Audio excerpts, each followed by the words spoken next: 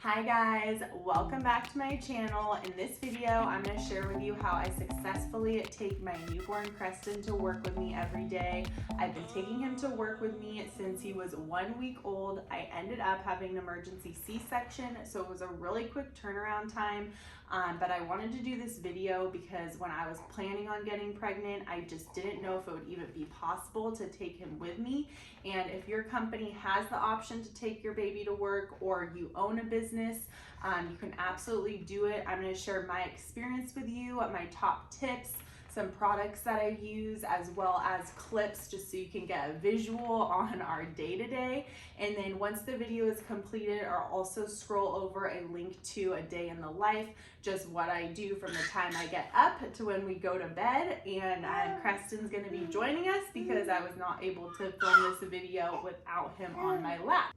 All right, so just to give you a little bit of background on me, I am a business owner, so I do have the option of choosing whether or not I want to bring my newborn to work. There's obvious benefits. I wanted to breastfeed. I didn't want to have a caregiver, especially right off the bat, and I wanted to still feel a part of the team and the business that we run. And of course, like, I just have a really strong work ethic, so I wanted to stay working and be a new mom. That was a goal of mine. So I'm at my company, I'm obviously the owner, but I do a lot of the operations. So I answer phones, talk to clients, do consultations, manage the team, and even do a lot of hands-on work and also computer work. So it's really a mix of a bunch of different duties that I have. So if you do any one of those things at your position, you can definitely get something out of this video.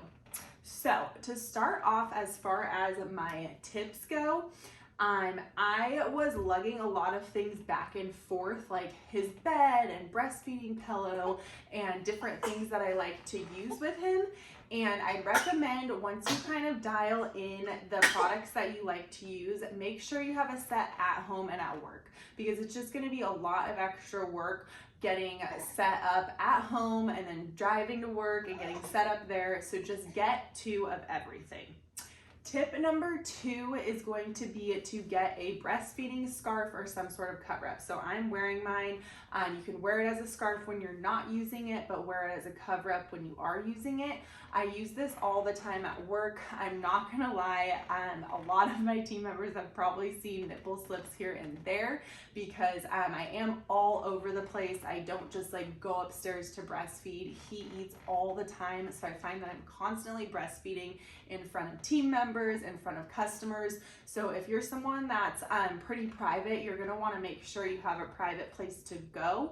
But if you're someone that actually needs to be face-to-face with people, you need to invest in a cover-up because you're gonna be breastfeeding in front of people all of the time. Tip number 3 is have a good breastfeeding pillow. I use my Breast Friend, and that breastfeeding pillow, especially when he was smaller, I could actually wedge that between him and my desk, and I really did get quite a bit done while he was breastfeeding, especially when he was smaller, because I could be hands-free. The pillow was wedged against the desk. I could talk on the phone because he wasn't making any noises, or I could also work on the computer. So I found the breastfeeding pillow really, really useful. All right guys, so this is the setup at my office, and basically I have a breastfeeding wrap that I would put over both of us, whether I'm breastfeeding him and walking through our business or I'm at my desk. If I'm at my desk, I have him lodged up against this breastfeeding pillow. This is the My Breast Friend breastfeeding pillow, and I can essentially work hands-free if he's propped up on that, like so. I do have my dual monitor here, which makes working a lot faster because I can work on 2 screens at once. And then if I do need to change him, I brought our Dockatot here, which I simply place on top of my chair, and I keep his supplies for changing on a table right behind me, and that way I can just do everything in my office. Tip number 4 is have several places for your baby to either sit or lay down. I had the Dockatot at work, so that was his kind of lay down area. And then I also had another glider, which I'll slide over, where he kind of sits in a reclined position and it does rock back and forth. And then I also had a chair.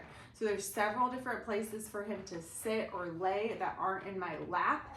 And just when they're younger, they like being in different positions. They get bored or they get cranky in certain positions. So I found it was best to have several different places for him to rest and lay down.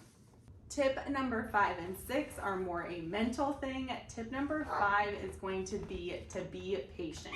So you are not going to be able to get as much done as you used to, and you're just going to have to accept that. I go to work each morning super pumped up with a huge long to-do list, and not nearly as much of it gets done as I want to. So just be patient with yourself. You're going to be able to do more and more as the weeks go by.